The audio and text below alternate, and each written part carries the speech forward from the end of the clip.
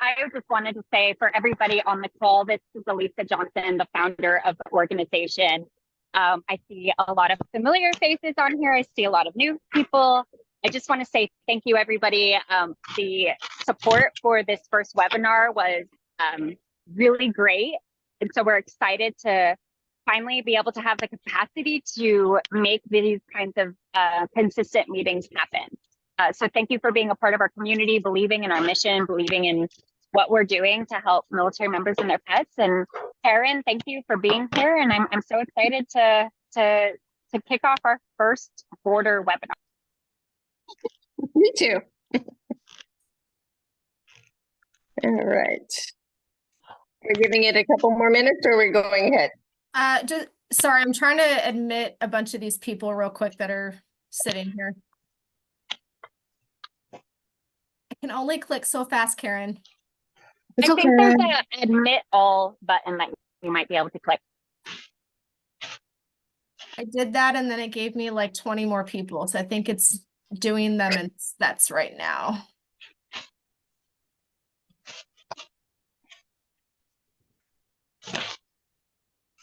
Okay, while she's getting everybody in, welcoming all the new people that have joined, just kind of we'll go ahead and kick this off with Karen, starting off with her discussion with the pet owner that she was able to assist. And I'll let her make those introductions. And then as you go ahead and listen to everything, as you have questions, please type them in the chat function. So that way at the last part of ours, we can try to get through as many of those questions as possible. If we don't get through your question today, apologies for that, but we will have them all recorded and we will post the Q&A probably as a blog at the completion of this webinar.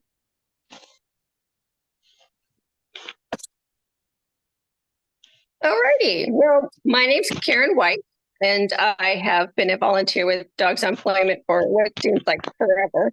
But I don't know that we actually calculated. It's almost 10 years. I think it is a wonderful organization. As a military brat, I never really had to give up.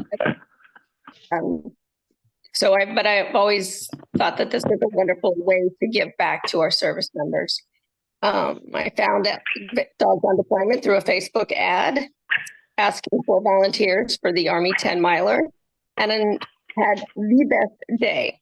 Just so much fun with the girls and the people that were coming up to our booth.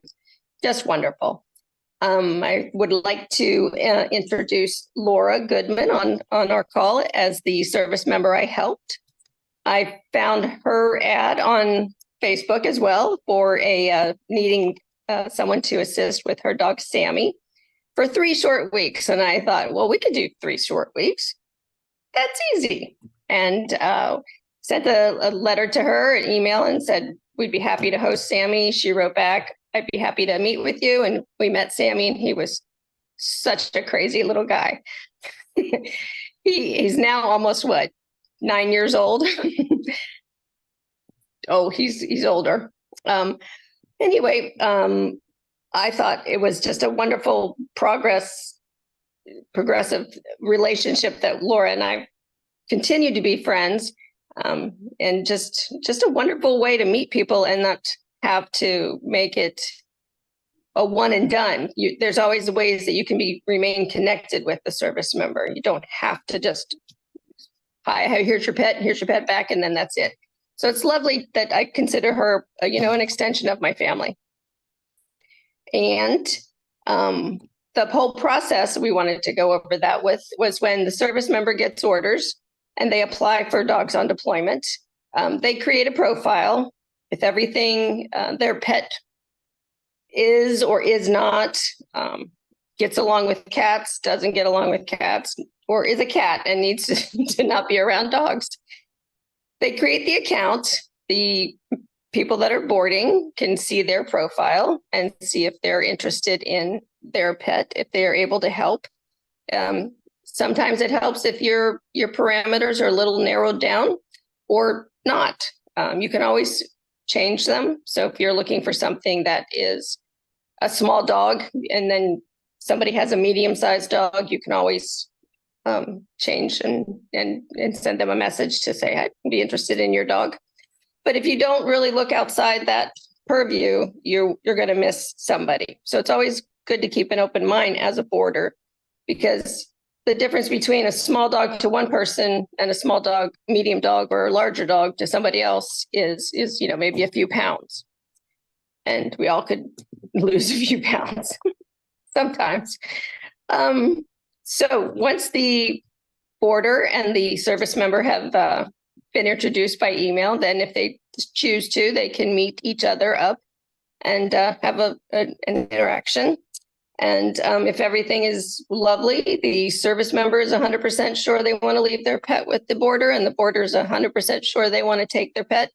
There is a contract to sign, and then the service member needs to actually deploy their pet to the boarder. That way, if anything happens, Dogs on Deployment can step in and help out as needed. Whether it be it's not working out in my house and this dog needs to go to another place, or something's happened on the other end with the service member and we need to help find a new home for the pet, or maybe it's already at the home with the boarder. I've always said that we like to liken it to a love connection. If anybody remembers that show, where if you like the owner and the owner likes you, it's a love connection for life. So far that is basically the process. When the service member comes back, we always like to do a reunion video. As many people have asked me at events, is I could never take an animal and then give it back. And I'm like, we just have to watch one reunion video and watch the love in the eyes of the animal and the owner, and you'll be able to give it back. And people don't realize that it's just a wonderful feeling when you do give the animal back, because there's just nothing like it to see the love spread around the room. So, so far, that's about all I had for the process. Laura was my service member. I'm going to start with maybe a hello, how are you? She's not feeling so great, but she's a trooper. How did you find the process or hear about Dogs on Deployment? You have to unmute.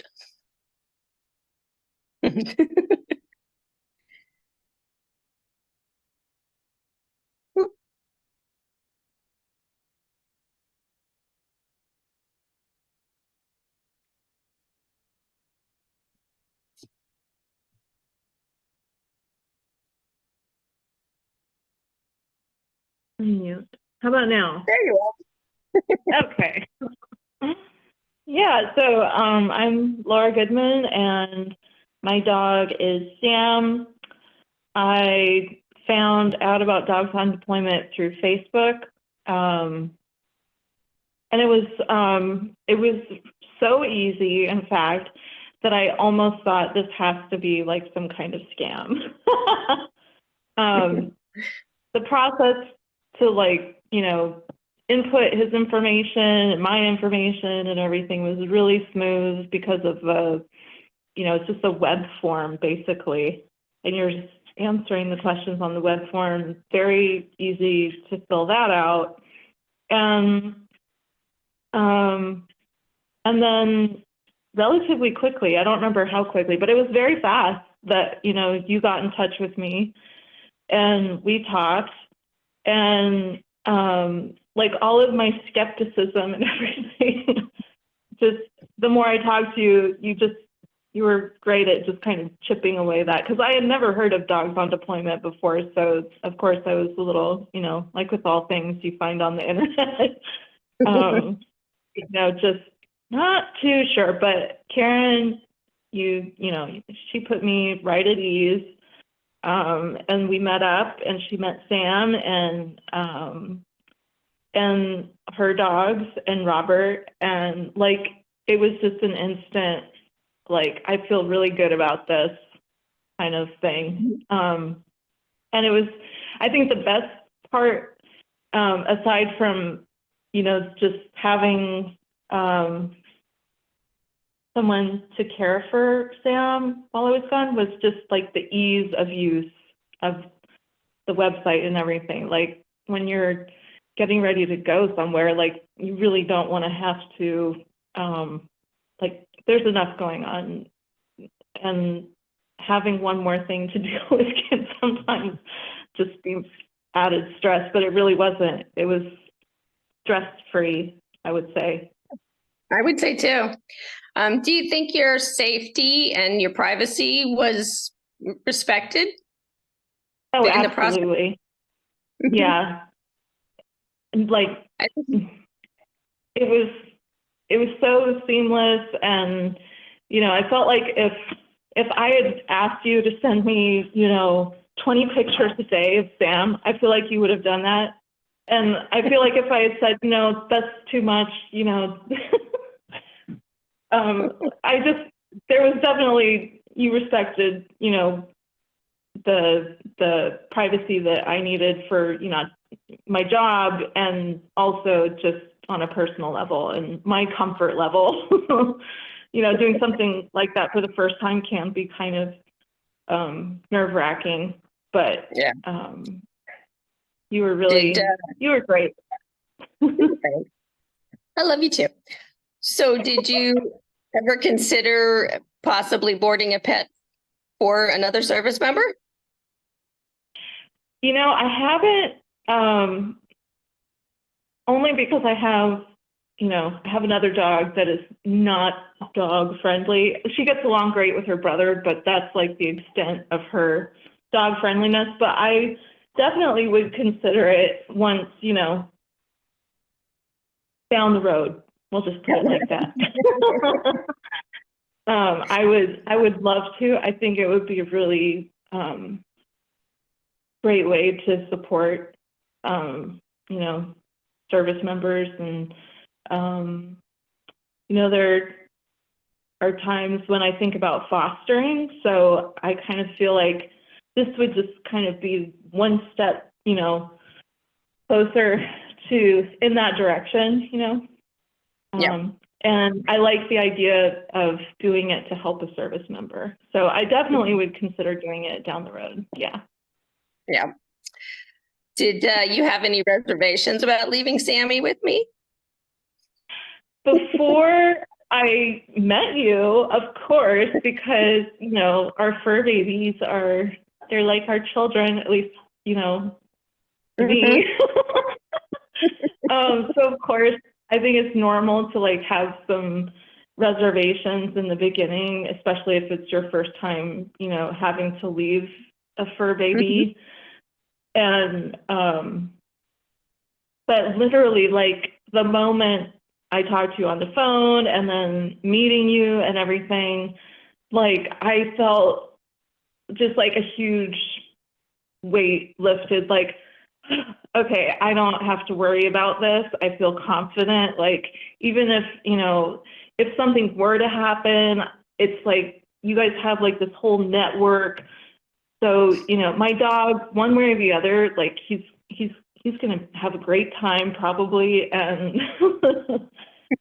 he's going to be taken care of, and I can just, you know, focus on what I need to be doing and not have that worry. Is there any part of the process or anything that you might change, or if you could, Honestly, what you might change? Like,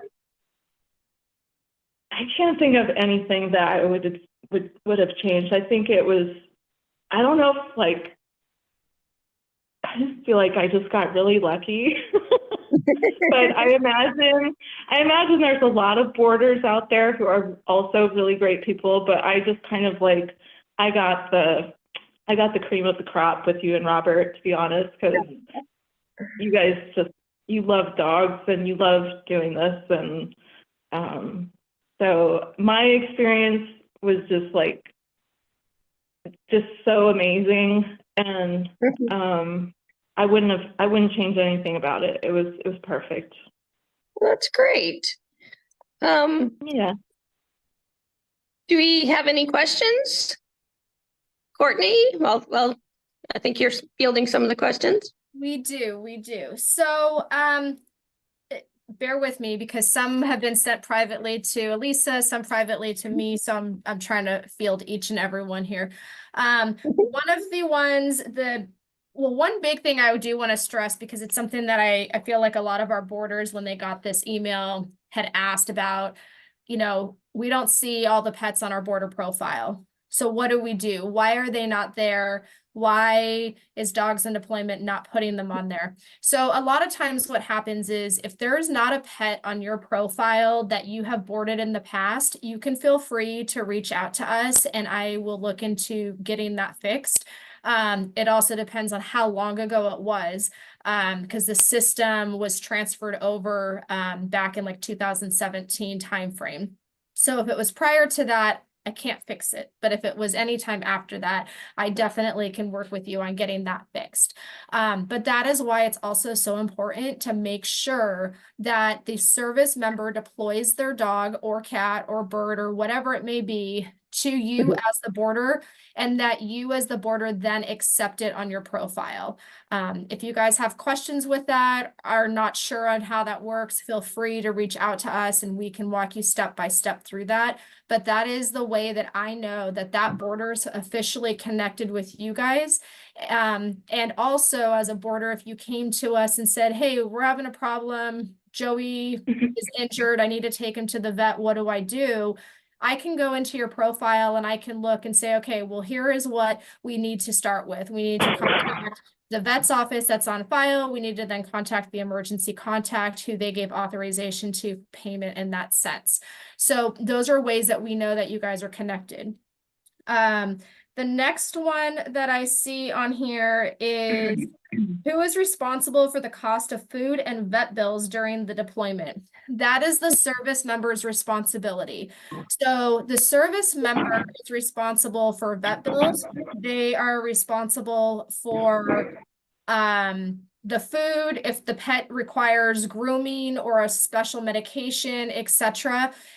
It is all the service member's responsibility. On the bottom of their boarding care plan that the service member fills out, it does ask them, how do you wish to basically get the boarder the food or the medication or the cost of the grooming? And it would say, I'm going to have Chewy, deliver it once a month automatically to the boarder's house on their doorstep. Great. That's the preferred way, because then nobody has to worry. The boarder knows once a month Chewy's dropping that nice peanut butter box on my doorstep, and those dogs are going to be happy than anything. But sometimes they'll say, no, I'm going to Venmo, or I want to Zelle my boarder the money and they can go to the pet store to get it. And that's fine too, but always make sure that you ask them how they plan to do that. Because if they want to do Venmo or Zelle, that's something that you guys really should work out ahead of time before they deploy, and they aren't able to always be in touch with you depending on where they're located.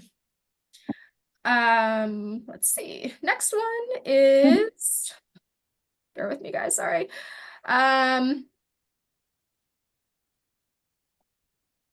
What did I, oh, here we go. If something were to happen to me that would mitigate my ability to keep the animal as a boarder, how does DoD step in?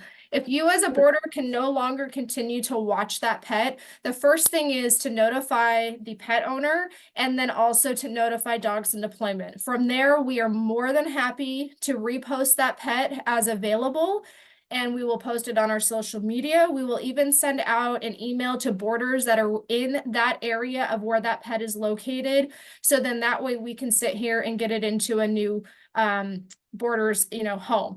If it is something due to a natural disaster, hence I live in Southern California, we have wildfires to no end that's out here.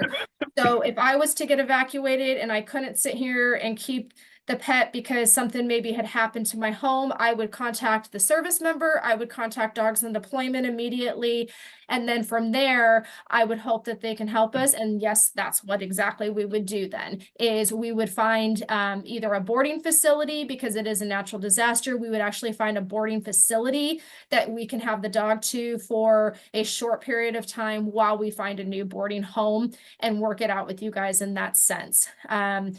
I'm thankful we actually haven't had any of these cases. And when there is natural disasters, I'm probably the first one. I'm on there looking at my boarders, seeing who's in those natural disaster areas, where there's tornadoes, if a tornado touches down, or when Tennessee had, their disaster. I was 11 o'clock at night, I was on there making sure, okay, who do we have for boarders in those areas? Who has pets that are deployed to them? And I'm already reaching out to them to make sure, do you guys need help? How can we assist you? If you're good keeping the pet, what can Dogs in Deployment do to help this make it an easier time for you? So we definitely are here for you guys as our boarders. I do have there's quite a few questions. I may not be able to get to all of these. But I'm going to do my best in the time period that we have. And if not, we will go ahead and we'll add some of these answers to the end of the recording.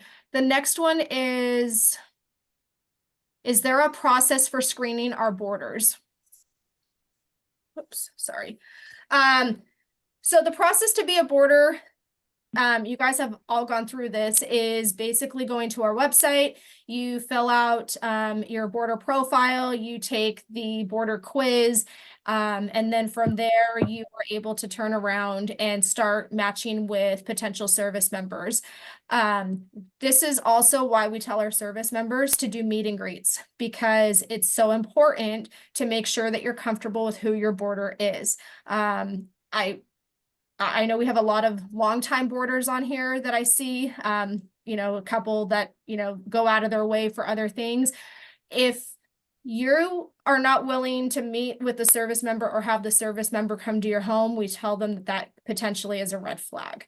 That's the thing, is the service member needs to feel comfortable where their pet is, because they are leaving, and this needs to be one thing that they don't have to worry about, because they need to keep their mindset on that mission and not worrying about their pet that's back home. And that's then what our job as a boarder is to put their mind at ease. We got your pet, you focus on the mission, you save the world, we got your pet, we got it handled. Suggestion to DoD: business cards that boarders can pass out at the dog parks. Oh, very good.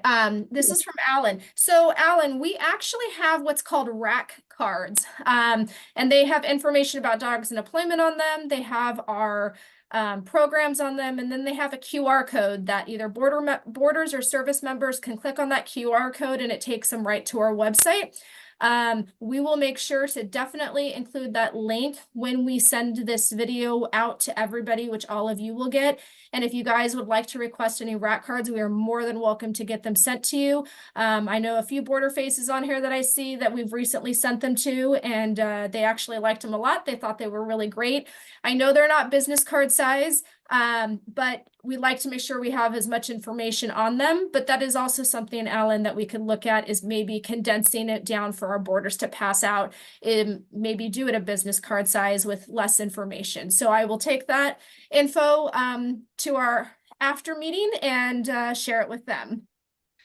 Florida Panhandle is military dense. How do we get the people here aware of the service? So the best way for any area, and I read every boarder email that comes into my inbox, so don't worry when you guys get all those emails and it comes from Courtney or info, that's from me. And every time you guys send one back, I read them all. If I missed one, then resend it to me again, and I will be happy to make sure that I handle that. This is something though that I hear often, is we don't have a lot of information about Dogs in Deployment in our area. That's exactly where those rack cards come into place. We can send you rack cards. You can leave them at local businesses. You can put them up on that Starbucks bulletin board. That's where people can see them. Word of mouth, share our Facebook post, share our Facebook page. We have the Instagram page. Even share our website. We have updated a lot on our website. We have events listed on our website, ways that you can support, and a bunch of different, really cool things. I really like how the website's turning out. We've really done a lot of upgrades to that this time. I think Karen will probably do maybe one more here. Mhm. So then that way we respect everybody's time. Oh, so Karen, it has Somebody said, Kathleen said, I have a unique situation. I took Sasha about 3 years ago, direct from Karen, because the service member had already been deployed and the original caregiver backed out. I have taken Sasha 4 more times now. In fact, I have her again right now. How do I keep? Yeah, we love these stories. I got the chills already. I just love listening to these stories. Yeah, Kathleen, feel free to email me and we'll make sure that as soon as I'm done speaking, I'll type my email in the chat here. Best thing to do, info@DogsonDeployment.org. If you send it to there, it actually comes my direction, and I'll be happy to get that squared away with you, Kathleen. But really cool that you've had her 4 times now and that she's back again. That's so exciting. I actually was just on a call, Karen, with another boarder of ours, Miss Edie, who I know is on here. She's a really long time boarder with over 36 different pets. She's actually going to be on our April webinar to talk about her experience. And I'm sure she's past 36 now after our call. But yes, she had some that were not on there. We got her all fixed up as well. So we are happy to do that. And I see, Elisa, did you have your hand up? No, I was just giving a clap. Oh, sorry. Hey, I'm trying to look at multiple things here. So, so I think, does each boarder, this will be our last one, just because I'm trying to respect everybody's time and I know we're cutting it to the end. Does each boarder have a specific DoD point of contact when boarding, or would we reach out to the general email and wait for a response? So, and this is from Tatiana, and that's a good question. I will tell you, if you have heard Elisa's State of the Union nonprofit call that she did back, I think, in November, and it is on our website as well. We plan to do those quarterly, but one of the things that she does mention in there is this organization is primarily run from volunteers. There's Elisa, myself, and one other who is part-time within the org, and then the rest of our time is volunteer time. So there's not really a specific dedicated person.